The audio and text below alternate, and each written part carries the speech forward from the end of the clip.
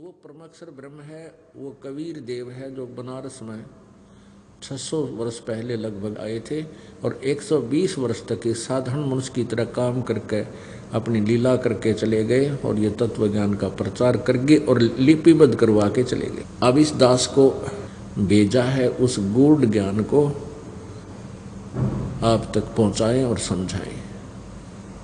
अभी तक न तो कबीर पंथी इस गूढ़ ज्ञान को समझ सके और न ही उनके पास यथार्थ भक्ति विधि है, जिस कारण से वे भी परमात्मा की प्राप्ति नहीं कर सकते। उन सभी को यहाँ आकर इस दास के पास आकर के उपदेश दीक्षा लेनी पड़ेगी, क्योंकि एक समय में गुरु एक ही होता है, सतगुरु एक ही होता है। क्योंकि परमात्मा कबीर जी जब स्वयं आए थे उनके 64 लाख शिष्य थे और उन्होंने स्वयं ही सबको उपदेश दिया था और किसी को भी अपने पैरेलल समय में उपदेश का अधिकारी नहीं बनाया था। तो इससे सिद्ध है कि एक समय में सतगुरु एक ही होगा। बाकी ते नकली गुरु थे, तो हमें भ्रमित कर रहे थे, इनके पास कख भी नहीं था भक्ति का। और बुद्धिमान व्यक्ति शीघ्र समझ जाते हैं परमात्मा की यथार्थ लीला को, क्योंकि आजकल भक्त वृंद शिक्षित हो गया।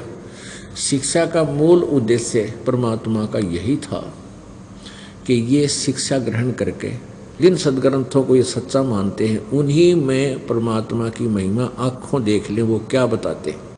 और उनको क्या लोक वेद सुना रखा था, क्या दंत कथा सुना रखी थी, फिर अपने आप भिन्नता हो जाएगी और भिन्नता हो करके फिर ये अपने आप मुझे पहचान लेंगे। वैसे तो पुण्यात्माओं कति आवश्यकता नहीं थी। इस शिक्षा के अंदर अनेक दोष हैं, चतुर बना देता है, बेईमान बना दिए, हमारे को इतना गिरावट में आ गए हम। और पिछले इतिहास को देखो, शिक्षा केवल एक वर्ग ग्रहण करता था जो ब्राह्मण कहलाते थे, वो भी इसलिए कि हम वेदों को समझें, वेदों सदग्रंथों को पढ़ें समझें और जनता को सत्संग के दौरान उनका यथार्थ ज्ञान उनको बता दें। फिर इस गीता जी में लिखा है कि शिक्षित और अशिक्षित दोनों परमात्मा प्राप्ति कर सकते हैं।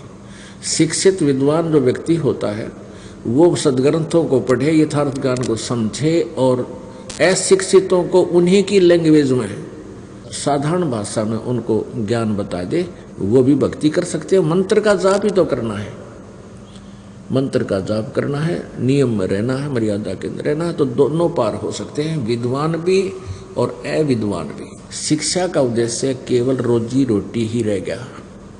उद्देश्य उसका यही होता है कि सरकारी जॉब न लगी तो कई हजार रुपये पेंशन होगी, और नहीं तो अपने प्राइवेट क्लिनिक बनाऊंगा तो उसमें भी खूब कमाई कर सकता हूँ, 2 के 20 बना लूँगा, 2 के 100 बना लूँगा, ये उद्देश्य होता है। ऐसे ही बच्चे पढ़ते हैं कोई किसी भी उस उद्देश्य से, ठीक है, जहाँ उनका दाव नहीं लगता वो पोस्ट कुछ ऐसी हैं तो वो तो अपने आप सौभाग्य है उनका कि जो जहाँ उन्होंने 2 नंबर का काम करने का चांस नहीं, अन्यथा सभी की यही टेंडेंसी बन गई वर्तमान में कि रिश्वत को उन्होंने अपना एक अंग बना लिया।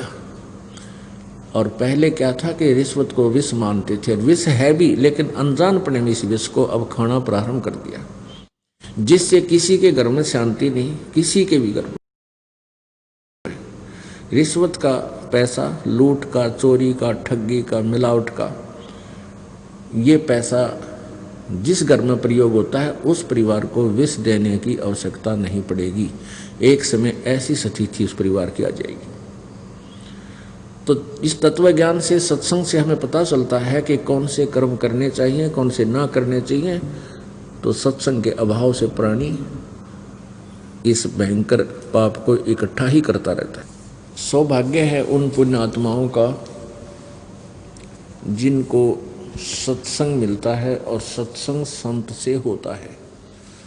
असंत भी सत्संग करते हैं, वो संत भी कहलाते हैं, लेकिन उनको यथार्थ ज्ञान ना होने से वो पूरे विश्व को भ्रमित करते हैं।